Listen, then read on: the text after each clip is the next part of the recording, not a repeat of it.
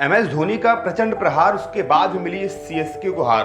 और जानिए सीएसके की हार की 5 सबसे बड़ी वजह क्या है। क्योंकि आप देखेंगे तो जब Punjab Kings Chennai super Kings को 220 रनों का टारगेट देती है, तभी वहीं तय हो गया था कि चेन्नई सुपर किंग्स इस मुकाबले को हार गई है। लेकिन 43 वर्षीय महेंद्र सिंह धोनी के अगर उनके कंधों पर आप सारा बोझ डालेंगे, अगर आप चाहते हैं कि 43 के एज में धोनी अभी भी मैच खत्म करें, तो शायद अब ये मुमकिन नहीं है और उनके साथ शायद नाइंसाफी है और उनसे उम्मीद लगाना भी गलत है। क्योंकि आप देखेंगे तो चेन्नई सुपर किंग्स जो है ये 3 दफा मात्र आईपीएल के इतिहास में 200 प्लस रनों को चीज कर पाई है। एक बार साल 2012 में आरसीबी के सामने, साल 2018 में केकेआर के सामने, एक बार फिर से साल 2018 में केकेआर सामने, उसके बाद साल 2019 से लेकर साल 2025 यानी कि 6 सालों में चेन्नई सुपर किंग्स ने 11 बार वो जो है विफल रही है 200 प्लस चीज करने में। यानी कि जो अगली टीमें होती हैं वो 200 रन बना के देती हैं और 11 दफा ऐसा हुआ कि Chennai super Kings 200 plus score को चेज नहीं कर पाई है। वहीं अगर आप बात करेंगे चेन्नई के बल्लेबाजों की, नो डाउट पावर प्ले में उन्होंने रन बना लिए थे। रचिन रविंद्र और साथ उनके डेवन कॉनवे ने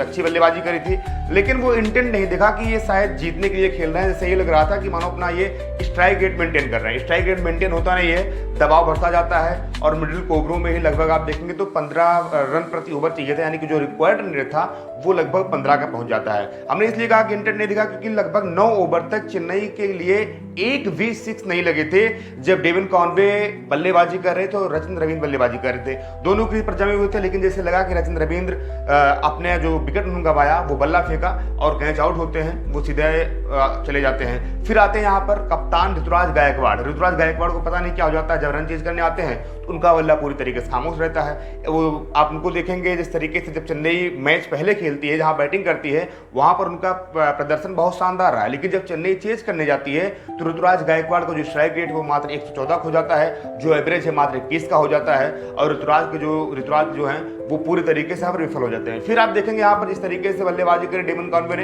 हालांकि डेवन कॉनवे ने 49 गेंदों में 69 रन जरूर बनाए, लेकिन वो 69 रन पूरी तरीके से निरर्थक थे, पूरी तरीके से बेकार थे, क्योंकि उनकी पारी में इंटेंट नहीं था। अगर आप 49 गेंदों का सामना करते हो और वहां पर 69 रन बनाते हो, स्ट्राइक रेट आपका 200 के पार भी नहीं, क्या मतलब है। धोनी साहब बाद में आते हैं और एक बार फिर से वही होता है कि धोनी जब आते हैं तो अपने साथ उम्मीद लेकर आते हैं। हालांकि महेंद्र सिंह धोनी ने 43 के एज में लॉकी फर्ग्यूसन के लगातार 2 गेंदों में 2 6 लगाया और लगा एक समय कि ये मुकाबला जो है अब चेन्नई की गिरफ्त में आ गया है। एक बार फिर से महेंद्र सिंह धोनी अनहोनी को होनी करेंगे और सीएसके को वो मैच जिताएंगे। जो सीएसके के ऊपर हार का खतरा मंडरा रहा है उसको यहाँ पर धोनी टाल देंगे, लेकिन ऐसा हो नहीं पाता है। वहां पर यश ठाकुर गेंदबाजी करते हैं और पहली गेंद पर महेंद्र सिंह धोनी यजवेंद्र चहल के हाथों कैच आउट हो जाते हैं। अब यहाँ पर बात यह होगी कि अगर चेन्नई सुपर किंग्स इस मुकाबले में जाना चाहती है, प्लेऑफ खेलना चाहती है, तो उनको इस पर बहुत ज्यादा मंथन करने की जरूरत है। क्योंकि चेन्नई की टीम जब धोनी रहना हुआ करते तो ये टीम जीता करती थी, ये टीम चैंपियन बनने के लिए पूरा तरीके से तैयार रहती थी, चैंपियन जीती थी, प्लेऑफ जाती थी, फाइनल खेलती थी, 5-5 दफा ये टीम फाइनल जीती है। लेकिन अब जो है जो टीम में यहाँ पर जो ऑक्शन में खिलाड़ी चुने गए हैं, चाहे उसमें विजय शंकर हो, कोई इंटेंट उनके पास नहीं है। राहुल त्रिपाठी को आपने लिया, उनको आप बाहर बैठाए, दीपक हुड्डा के लिए आपने उनको बाहर बैठाया है, कौन खेल रहे हैं, उनके पास इंटेंट नहीं है। रचिन रविंद्र फ्लॉप होते जा रहे हैं। शिवम दुबे जो कि अच्छे बल्लेबाज थे, 27 गेंदों में 42 रनों की पारी खेली, लेकिन इसके पहले पूरी तरीके से वो फ्लॉप रहे। इस पूरे मुकाबले में आप देखेंगे तो मात्र महेंद्र सिंह धोनी का स्ट्राइक रेट लगभग 225 के समथिंग था, क्योंकि धोनी ने 12 गेंदों में 27 रनों की पारी खेली थी, 3 6 लगाए थे और 1 चौका लगाया था। बाकी इनके जितने बल्लेबाज थे किसी का स्ट्राइक रेट 150 के ऊपर नहीं गया। और सबसे बड़ा रीजन यही रहा कि चेन्नई के जो बल्लेबाज थे वो इंटेंट लेकर नहीं जाते हैं, वो ऐसा लगता है कि मात्र अपना स्ट्राइक रेट मेंटेन कर रहे हैं। और कहीं ना कहीं चेन्नई की जो हार है उस सबसे बड़ी हार की वजह यही बनती है, क्योंकि 2009 से लेकर 2025 तक 11 दफा जो है ये 200 प्लस के टारगेट को चेज करने में पूरी तरीके से विफल रहे हैं। पावर प्ले में इनको स्टार्ट अच्छा मिल गया था, उसको इनको यूटिलाइज करनी चाहिए था, उसको बढ़िया अच्छे तरीके से खेलना चाहिए था, क्योंकि इनके पास विकेट पूरे बचे थे।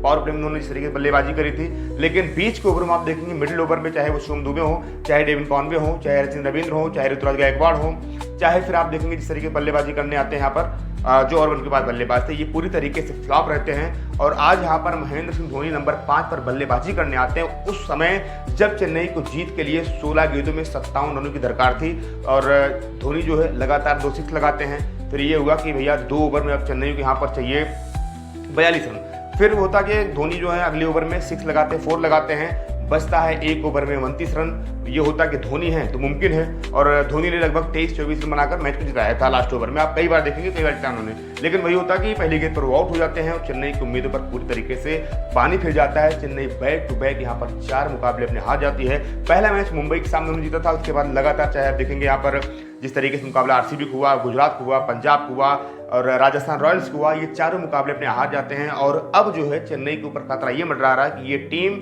जो चैंपियन टीम हुआ करती थी, जो 5-5 बार आईपीएल की ट्रॉफी जीत चुकी है, क्या वो टीम इस बार आईपीएल 2025 में क्वालिफाई कर पाएगी या नहीं कर पाएगी प्लेऑफ के लिए, ये भी अपने आप में एक बड़ा सवाल है।